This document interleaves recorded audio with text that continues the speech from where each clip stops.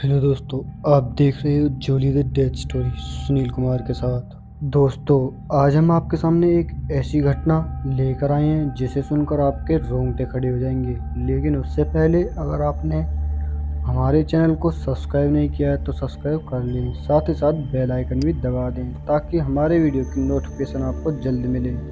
तो चलो चलते हैं कहानी की ओर। दोस्तों, ये घटना है यूपी के कानपुर में रहने वाली शीतल की। शीतल के पति उन्हें बताते हैं कि ये घटना तब की है जब हमारी नई नई शादी हुई थी। शीतल और उनके पति, जिनका नाम देव था, वो दोनों हनीमून की तैयारी कर रहे थे और दोनों ही अपने हनीमून को लेकर बहुत ही एक्साइटेड थे। और दोनों ने मिलकर एक ऐसी जगह को चुना जहाँ पर लोग वहाँ कम आते जाते थे और दोनों अपनी एक प्राइवेट गाड़ी को लेकर वहां से निकल गए। और पूरे रास्ते में देव बस शीतल की तारीफ करता जा रहा था और वो दोनों हंसते खेलते हुए आगे का सफर तय कर रहे थे। देव पर शीतल की खूबसूरती का नशा कुछ इस तरह चढ़ रहा था कि देव को और कुछ नजर ही नहीं आ रहा था। और अब धीरे धीरे रात भी काफी ज्यादा होने लगी थी। देव और शीतल भी हनीमून वाले स्थान पर पहुंचने ही वाले थे। वो बस कुछ ही दूरी पर थे और फाइनली वो दोनों उस स्थान पर पहुंच चुके थे जिसे उन्होंने चुना था। उन्होंने वहां आने के बाद सबसे पहले फ्रेश किया, उसके बाद रात का डिनर किया और अब वक्त था उस पल का जिसे आम भाषा में सुहाग रात कहते हैं। शीतल और देव अपने रूम में दाखिल हुए ही थे, लेकिन तभी देव के पास किसी का फोन आ जाता है और देव फोन उठाते हुए शीतल को बोलता है, मैं बस अभी आया। लेकिन देव को फोन पर बात करते करते काफी समय बीत गया और जैसे ही फोन कट जाने के बाद देव अपने रूम में पहुंचा तो उसने पाया कि उसकी बीवी नग्न अवस्था में सोई हुई है। बिस्तर तिरबितर हुआ पड़ा है और उसके खून के कपड़े पलंग के नीचे पड़े हुए हैं। और इतना सब देखकर देव बदहवस हो गया और जब उसने शीतल को उठाने की कोशिश की तो शीतल ने बहुत ही धीमी आवाज में कहा, बस अब नहीं, मैं बहुत थक चुकी हूँ, मुझसे अब नहीं हो पाएगा। इतना सब सुनकर देव सदमे में आ गया।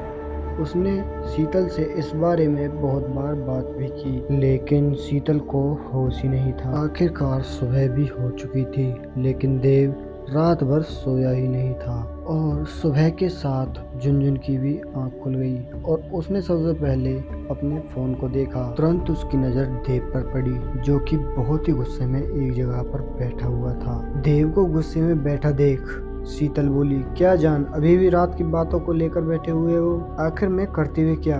तुमने पहले राउंड में ही मेरी हालत खराब कर दी। आखिर मैं भी तो इंसान हूँ, कोई मशीन तो हूँ नहीं। और फिर तुम भी थोड़ी देर में सेकंड राउंड के लिए तैयार हो गए। चलो, जो हुआ सो हुआ, अब गुस्सा थूक दो। शीतल देव के करीब आते हुए बोलती है, तो चलो सेकंड राउंड तुम अभी ले लो, मगर गुस्सा मत करो। और शीतल देव के करीब आई थी कि तभी उनके रूम का सामान हवा में इधर उधर उड़ने लगा, मानो रूम के अंदर कोई तूफान आ गया हो। लेकिन रूम के सभी खिड़की दरवाजे बंद थे। वो दोनों तुरंत ही भागते हुए कमरे से बाहर आ गए और फिर देव ने शीतल को बताया कि जो कुछ कल रात तुम्हारे साथ हुआ था वो मैंने नहीं किया।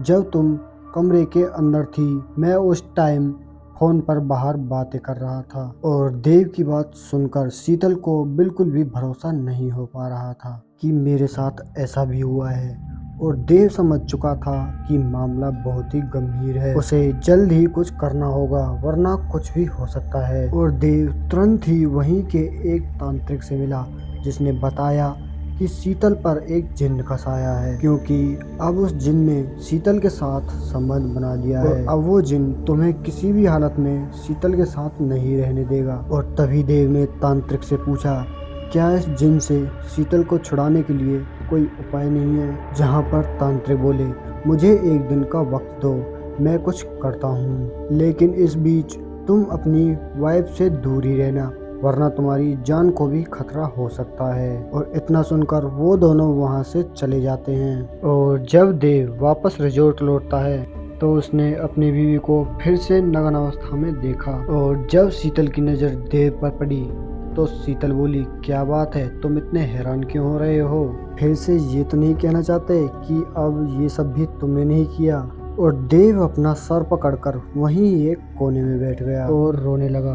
देव को रोता देख शीतल सारी बात समझ गई और उसके पास आकर बोली, चलो अभी यहाँ से घर चलते हैं, हमें यहाँ नहीं रहना। और वो दोनों तुरंत वहाँ से निकलने का फैसला लेते हैं, लेकिन उनकी गाड़ी स्टार्ट नहीं हो रही थी, जिसके कारण वो एक ई रिक्शा से जाने लगते हैं। और कुछ दूरी पर बस चले ही थे, अचानक से जोर जोर से हवा चलने लगी और रिक्शा वाला एक साथ गायब हो गया, जिसके बाद रिक्शा भी वहीं एक गड्ढे में पलट गया। और जब विवेक को होश आया तो उसने पाया कि वह हॉस्पिटल में है और उसने तुरंत अपनी बीवी का पूछा, तो डॉक्टरों ने बताया कि यहाँ सिर्फ तुम्हें ही लाया गया था। और उस हादसे के बाद शीतल का अभी तक कुछ पता नहीं चला। तो दोस्तों, ये तो थी देव के साथ घटी घटना, जिसे वो अभी तक नहीं भूल पाए हैं। तो इस कहानी में बस इतना ही। मैं आपका दोस्त सुनील कुमार मिलता हूँ आपको बहुत जल्द एक और ऐसी ही सच्ची घटना के साथ।